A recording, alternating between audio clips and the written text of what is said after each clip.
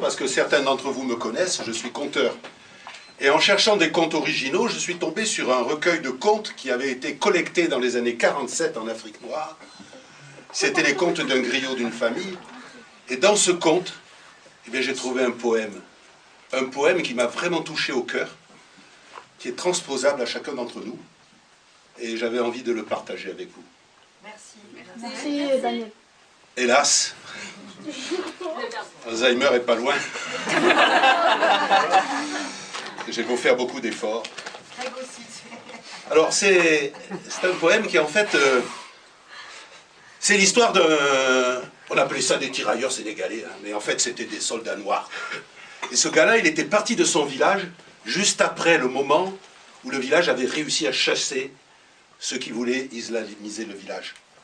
Et il avait fait des tas de guerres pour le compte de l'armée française. Et quand il est revenu au village, eh bien, il voulait civiliser le village. Il a essayé d'empêcher les circoncisions. Il a essayé d'empêcher les excisions. Il a renversé les idoles. Il disait aux vieux sous le baobab, mais taisez-vous donc, vous y comprenez rien. Et d'un seul coup, un soir, il a été frappé de folie. C'était le sergent Keïta. Et tout le monde l'a appelé Zarzan, c'était le surnom. Zarzan le fou, parce qu'il déambulait dans le village en récitant des poèmes toute la journée.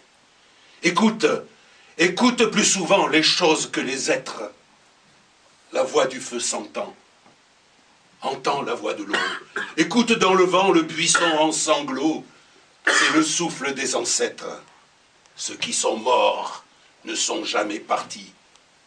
Ils sont dans l'ombre qui s'épaissit et dans l'ombre qui s'éclaire. Les morts ne sont pas sous la terre. Ils sont dans l'arbre qui frémit. Ils sont dans le bois qui gémit. Ils sont dans l'eau qui coule. Ils sont dans l'eau qui dort. Ils sont dans la case. Ils sont dans la foule. Les morts ne sont pas morts. Écoute plus souvent les choses que les êtres. La voix du feu s'entend. Entends la voix de l'eau, écoute dans le vent le buisson en sanglots, c'est le souffle des ancêtres morts, qui ne sont pas partis, qui ne sont pas sous la terre, qui ne sont pas morts. Ceux qui sont morts ne sont jamais partis, ils sont dans le sein de la femme, ils sont dans l'enfant qui vagit, ils sont dans le tison qui s'enflamme. Les morts ne sont pas sous la terre, les morts, ils sont dans le feu qui s'éteint, dans les herbes qui pleurent, dans le rocher qui geint.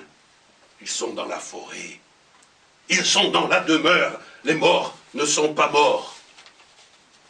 Écoute plus souvent les choses que les êtres. La voix du feu s'entend, entend la voix de l'eau. Écoute dans le vent le buisson en sanglots, c'est le souffle des ancêtres. Il redit chaque jour le pacte, le grand pacte qui lie à la loi notre sort.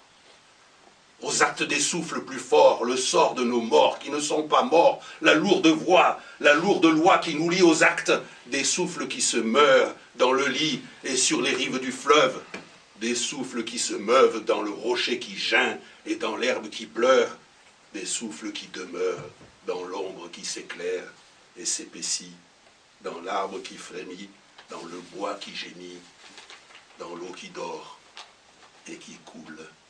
Des souffles plus forts qui ont pris le souffle des morts qui ne sont pas morts, des morts qui ne sont pas partis, des morts qui ne sont pas sous la terre. Écoute plus souvent les choses que les êtres.